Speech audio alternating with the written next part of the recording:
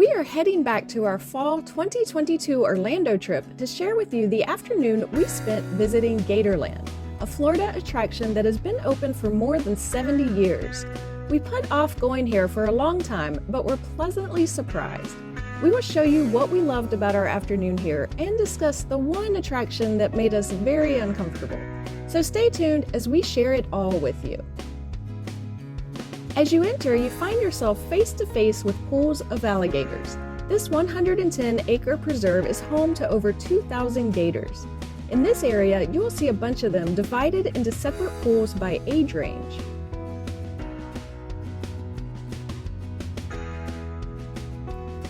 It was fascinating to see so many of these feared creatures up close, laying in the sun or swimming in the water.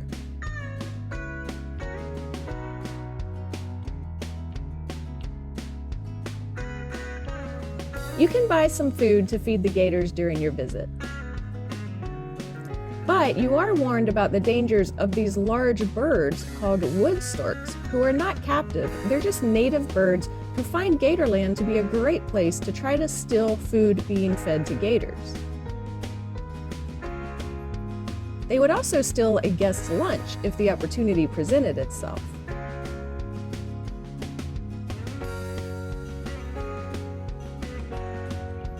We will come back to the gators, who are the stars of this park, in a bit, but there are a lot of other animals at Gatorland.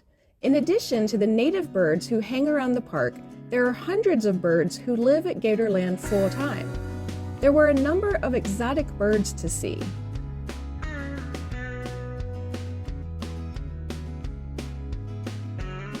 There's even a walk-through free-flight aviary with many birds that will land on you as you attempt to feed them with a birdseed stick.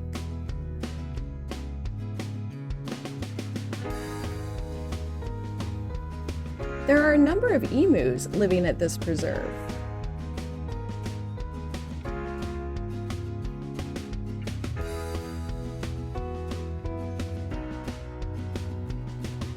There's a horned owl named Athena who was rescued after being injured by a vehicle.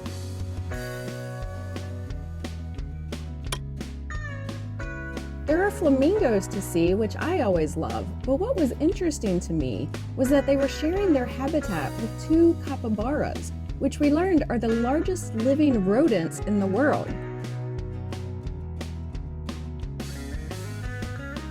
They looked adorable, but some of that wore off as we continued reading the sign to learn that they regularly eat their own fecal matter.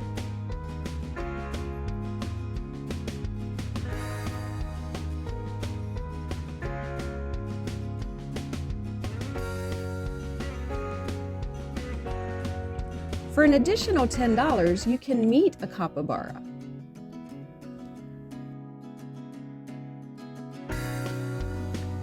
If you love snakes, there's a Snakes of Florida exhibit. Among the snakes and scorpions and lizards on display here, you will find the largest venomous snake in North America, the eastern diamondback rattlesnake.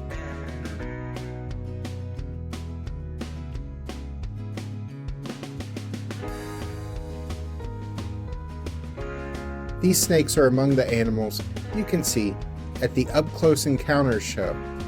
But by the time we arrived after lunch, that show had already taken place for the day, so we missed it. We did get to visit the petting zoo, which houses mostly goats, though we also saw an emu or two, as well as some sort of miniature Indian cattle.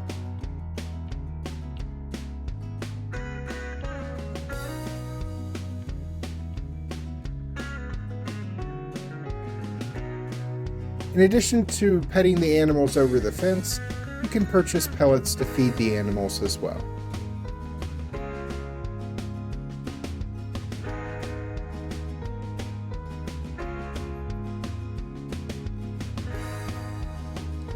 There's a bobcat enclosure that houses both a bobcat and a serval, but they were closed by the time we walked by. We underestimated how big this park is, so we were leisurely strolling through the park and ended up not getting to everything by the time it closed at the end of the day, though we did see most of the park. It's actually a pretty big park with a lot more than we expected. I was a little amused to see a raccoon outside the gate trying to get in. You're safer on that side, buddy.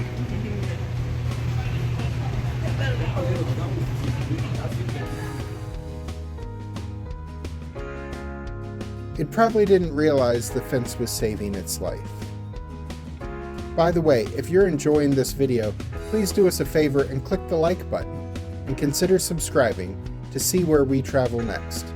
We've got more videos upcoming from our late 2022 Florida and Tennessee trips, and we've got more travels planned for 2023. We'd love to have you join us. There's a splash pad area for your kids to enjoy running around in the water on a hot Florida day.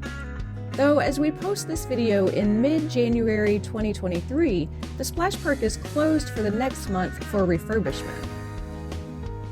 Like all good theme parks, there's a train ride through the park. We didn't ride the train here, but we did see it go by a couple times as we were checking out other attractions.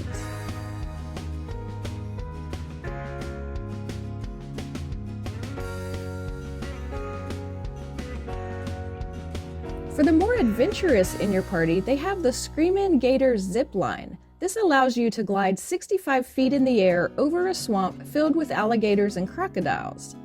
For this opportunity, you will have to pay extra and sign a liability waiver, of course. Most of the zip line track goes over fenced trough areas in the water that theoretically would buy you some time to get rescued in the very unlikely event that you fell. This was a no for me. Also, for an extra ticket price, they have an off-road monster truck adventure called the Stompin' Gator that takes you through the backwoods and then into a gator pond. There are a couple other extra ticket experiences, including a flashlight after dark tour and a trainer for a day experience. They do have a couple dining options, including Pearl's Good Eats, where one item on the menu is gator bites, if you want to eat the animals that you've been looking at throughout the morning. Speaking of gators, there are a lot more to see. There's a swamp walk and then an alligator breeding marsh where you walk through on raised boardwalks. The boardwalks have a number of places you can stop and rest and watch the gators below.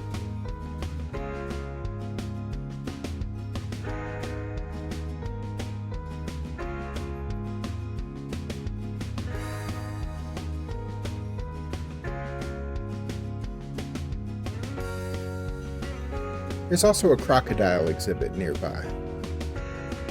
One interesting thing we saw was a white alligator exhibit.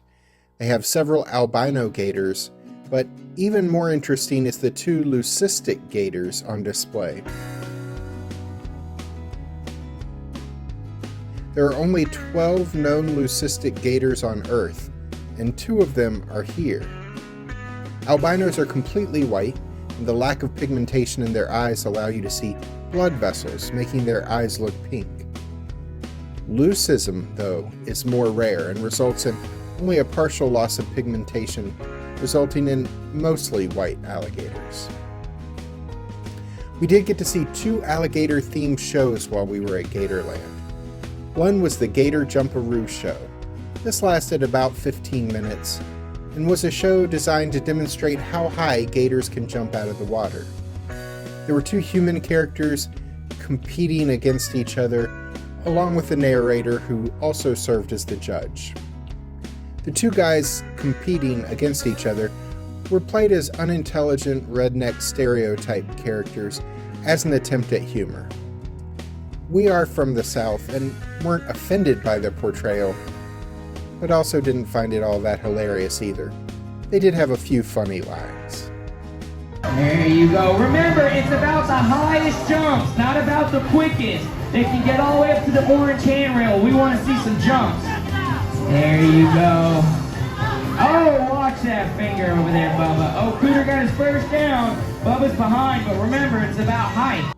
We were okay with this show. Alligators in the wild can and do jump out of the water to try to get at their food. Gators weren't being made to jump, as there were many gators swimming around not participating. So as long as the gators are being fed an appropriate amount, we don't see that big a deal with trying to entice gators to jump out of the water to eat a chicken dinner. The next show, though, we were less comfortable with. So the next show was an alligator wrestling show. We actually were not able to enjoy this show. Alligator wrestling actually dates back to Native American tribes, though it was a hunting technique, not a sport at that time. And there are some attractions, such as this one, where it continues today. The host who interacted with the gator did include some interesting educational information about gators, but it didn't feel great watching an animal being forced to perform this routine.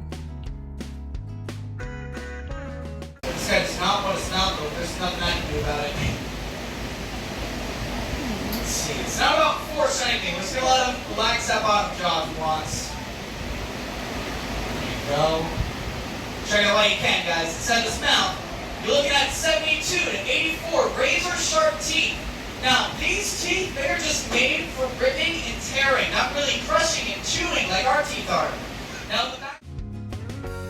We don't know if gators are being hurt in any way by this. Obviously, they know they're trainers and are playing along at least a bit.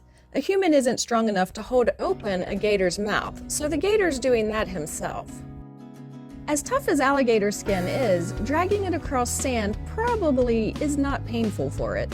But there was a study done a few years ago that shows alligators are caused a lot of stress from alligator wrestling. Of course, I'm sure every creature that encounters an alligator out in the wild is caused a lot of stress too. It was an interesting show, but it seems that gator demonstrations could share educational information about gators and even tips on how to survive a gator attack without wrestling them. The show ended with the gator's mouth being taped shut so audience members could come get a photo with a gator.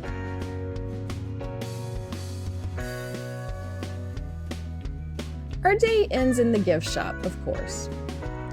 Ending this video with the alligator wrestling show is kind of a downer way to end, but we actually had a lovely day at Gatorland and we would consider going again. We had almost 4 hours one afternoon of enjoyment of the animals.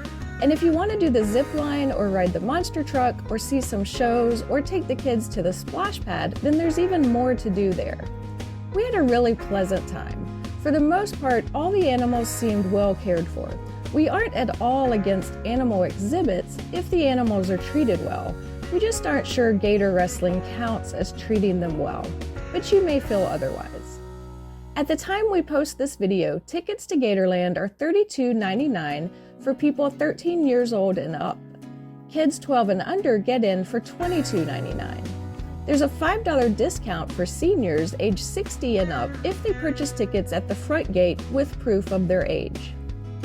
Check out one of our favorite spots in Orlando, the amazing Discovery Cove, or check out our animal attraction playlist by clicking the links at the end of this video. I'm Alice. And I'm Jack.